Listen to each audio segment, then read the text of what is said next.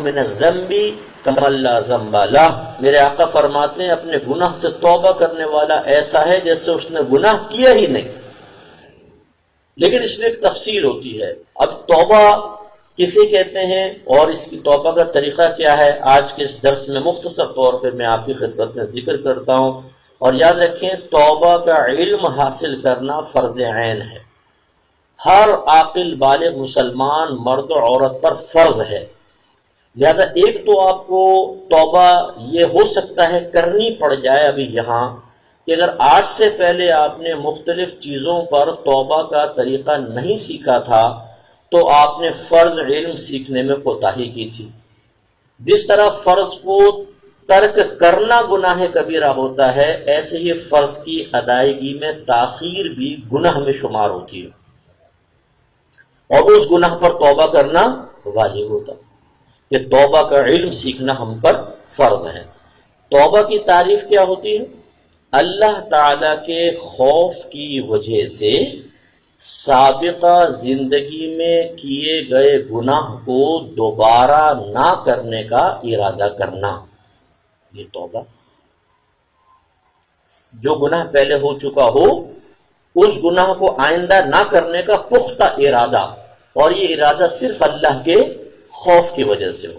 اس کا مطلب اگر ہم نے کوئی گناہ نہیں کیا، ایک شخص کہہ رہا ہے مفتی صاحب میں تو زنا سے توبہ کرتا ہوں، آپ نے زنا کیا؟ نہیں کیا تو نہیں، لیکن میں ویسے توبہ کرتا ہوں، تو یہ توبہ نہیں ہے کیونکہ آپ نے تو کبھی کیا ہی نہیں، اس کے لیے شرط پہلے ہو چکا ہو گناہ۔ اچھا دوسرا ایک شخص کہتا ہے توبہ توبہ تو آئندہ چوری نہیں کروں گا۔ کیوں؟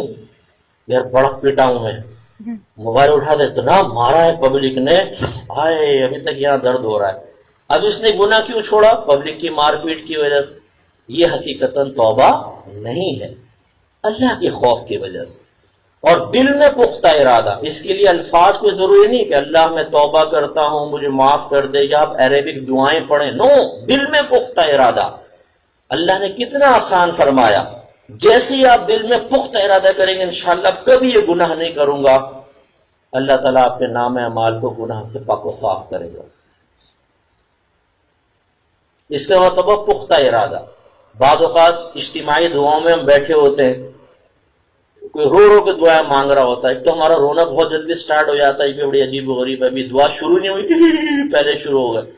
اچھا خیر بہرحال اس میں اے اللہ میں توبہ کرتا ہوں مجھے معاف فرما، ہم بھی کہتے ہیں اے اللہ میں معافی مانگتا ہوں، لیکن اندر سے نس کرو تو نا نا نا نا نا، زیادہ ٹائٹ نہ مانگ، بعد میں پھر 10 دفعہ توڑیے پہلے پھر بھی توڑے گا، ابھی ٹھہر جا، زیادہ ٹائٹ نہ مانگ، بس ویسی کہتا رہے۔ یعنی ہمارے دل میں پختہ ارادہ نہیں ہوتا۔ اللہ تعالیٰ تو ہمارے دل کے حال جانتا ہے، اس لیے پختہ ارادہ آئندہ کبھی یہ گناہ نہیں کروں گا۔ یہ نہیں کہ چلو توبہ کے الفاظ نکال لوں لیکن دل میں اندر نفس انکار کر رہا ہے، دل انکار کر رہا ہے، نا نا ابھی تھوڑا سا اور کریں گے، تھوڑا اور فوش ویب سائٹس کے وزٹ، تھوڑا سا اور کسی فیمیل کے ساتھ چیٹنگ، کچھ اور دوستیاں، کچھ ایک آدھ دفعہ ہیروئن، چرس، کوئی گانجا، آئس، تھوڑا ایک دو دفعہ شیشہ اور پی لوں اس کے بعد چھوڑ دوں گا۔ زبان سے توبہ کے الفاظ کہہ رہے ہیں، نو یہ توبہ نہیں ہے، ٹھیک ہے۔ اب بس آخری میں بات یہ کہ گناہ 6 قسم کے ہوتے ہیں اور ان پر توبہ کا طریقہ تھوڑا تھوڑا مختلف ہوتا ہے۔ ہم اس کو یوں ڈیوائڈ کرتے ہیں کہ اللہ کے حق میں کوتاہی یا مخلوق کے حق میں کوتاہی۔ پہلے یہ ہم نے 2 کلاس بنائی، اس کے بعد اللہ کے حق میں کوتاہی 3 طرح سے ہوتی ہے۔